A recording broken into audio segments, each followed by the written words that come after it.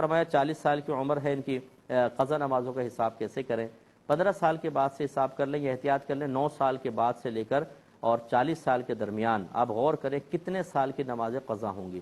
یقینی سی بات ہے کہ ایکوریٹ حساب تو نہیں ہو سکتا، اپنے دل سے پوچھیں، دل کہے 9 سال، 10 سال، 11 سال، جہاں دل کہے وہ اس سے زیادہ تو قضا نہیں ہوئی ہوں گی، اتنے سال کی نمازیں آپ کو قضا کرنی ہوں گی، جو حساب کر لیں۔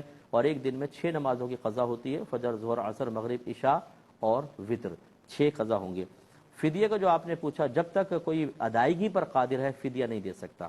اگر آپ کھڑے ہو کے پڑھ سکتی ہیں کھڑے ہو کے پڑھیں، کھڑے ہونے سے درد ہوتا ہے، تکلیفیں نہیں پڑھ سکتی تو بیٹھ کر پھر شریعت نے کہا ہے، بیٹھ کے نہیں پڑھ سکتی تو لیٹ کے پڑھنے کا حکم دیا ہے، لیکن پڑھنی ہی ہوگی۔ ہاں اگر بالکل نہیں پڑھ سکتی، لاچار ہو گئی ہیں تو پھر اس کا فدیہ ادا کیا جا سکتا ہے۔ یہ کہتے ہیں واش روم میں برش پڑا تھا صفائی کا، وہ بالٹی کے اندر گر گیا اور پلاسٹک کی بالٹی ہے، کیسے پاک ہوگی؟ دیکھیں مسئلہ یہ ہے کہ یہ غلط خیال ہے کہ پلاسٹک کی بالٹی ناپاک ہو جائے تو کبھی پاک ہی نہیں ہو سکتی۔ وہ کون سا چیز کو جذب کر لیتی ہے اور ایسا جذب کر لیتی ہے کہ ناپاکی اس سے نکلے گی نہیں؟ آپ اس بالٹی کے اندر کو نل کے نیچے رکھیں اور کھول دیں، بالٹی جب بھر کے پانی بہنے لگے بس یہ پاک ہو گئی۔ ایک یہ کہتے ہیں کہ نماز میں خیالات بہت زیادہ آتے ہیں، ہر ایک کو آتے ہیں، ہمیں بھی آتے ہیں، دیکھیں ان سے لڑنا ہوگا۔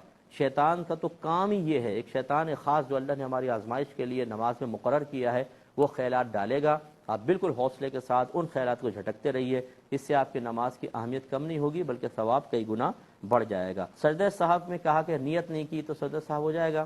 دیکھیں جب آپ سلام پھیر رہی ہیں کیوں پھیر رہی ہیں، اور 2 سجدے کیے تو کیوں کیے ہیں؟ دل میں ارادہ ہے کہ سجدہ صاف کر رہے ہیں، تو یہ تو گویا کہ نیت کے بعد ہی ہو سکتا ہے، تو اس میں خود بخود نیت ہوتی ہے، کوئی دل میں خاص تکلفاً حاضر کرنے کی ضرورت نہیں ہے، تو یہ بالکل نیت کے ساتھ ہوں گے۔ ایک انہوں نے پوچھا کہ کئی واجبات ترک ہو جائیں تو کیا ایک ہی سجدہ صاحب کافی ہے؟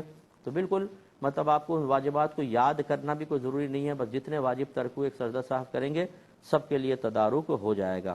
ایک انہوں نے کہا کہ کوئی حالت روزہ میں تھا اور اچانک وہ ہچکی سی آئی تو حلق تک کچھ تری محسوس ہوئی لیکن باہر نہیں آئی، پھر اندر چلی گئی، تو اس سے روزے میں فرق پڑے گا؟ تو اس سے کوئی فرق نہیں پڑے گا، چاہے حلق میں آپ کو تھوڑا بہت ذائقہ بھی محسوس ہو، اس سے کوئی فرق نہیں پڑتا ہے۔